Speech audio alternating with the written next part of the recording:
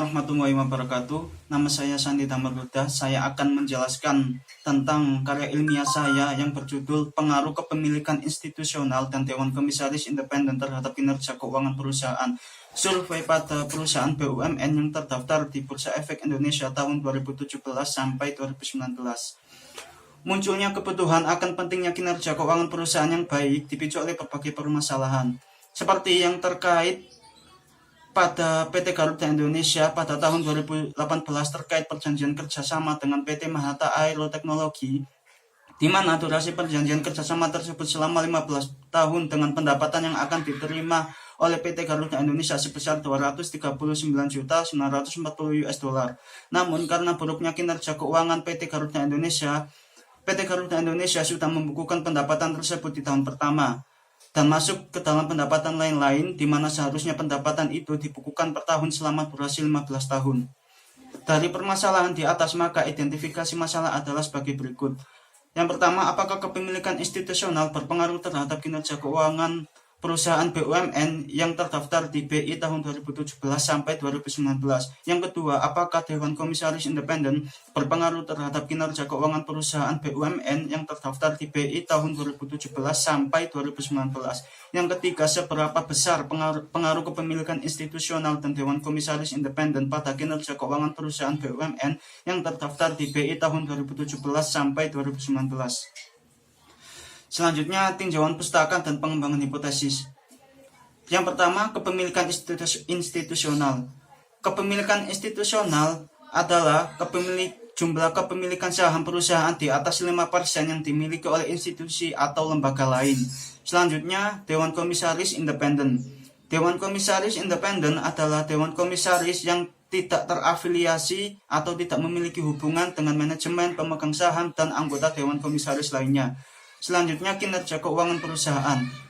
Kinerja keuangan perusahaan merupakan pencapaian prestasi perusahaan pada suatu periode yang menggambarkan kondisi kesehatan keuangan perusahaan. Selanjutnya, kerangka pemikiran. Dari hasil penelitian ini, maka penulis mengambil kesimpulan bahwa hipotesis pertama, kepemilikan institusional berpengaruh terhadap kinerja keuangan perusahaan. Hipotesis kedua, Dewan Komisaris Independen berpengaruh terhadap kinerja keuangan perusahaan. Selanjutnya, hasil analisis dan pembahasan. Yang pertama, pengaruh kepemilikan institusional terhadap kinerja keuangan perusahaan. Berdasarkan hasil penelitian dengan 19 sampel perusahaan BUMN yang menjadi sampel dalam penelitian ini pada periode 2017 sampai 2019 menunjukkan bahwa kepemilikan institusional tidak berpengaruh secara signifikan terhadap kinerja keuangan perusahaan. Hasil pengujian menunjukkan bahwa HO diterima karena pada hasil UJT menyatakan bahwa nilai signifikansi sebesar 0,428 atau lebih besar dari 0,05.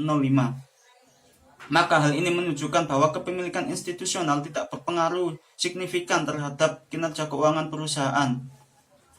Selanjutnya, pengaruh Dewan Komisaris Independen terhadap kinerja keuangan perusahaan. Berdasarkan hasil penelitian dengan sampel 19 perusahaan BUMN selama periode 2017 sampai 2019 menunjukkan bahwa Dewan Komisaris Independen berpengaruh secara signifikan terhadap kinerja keuangan perusahaan. Hasil pengujian menunjukkan bahwa HA diterima karena pada hasil UJT menyatakan bahwa nilai signifikansi sebesar 0,003 lebih kecil dari 0,05.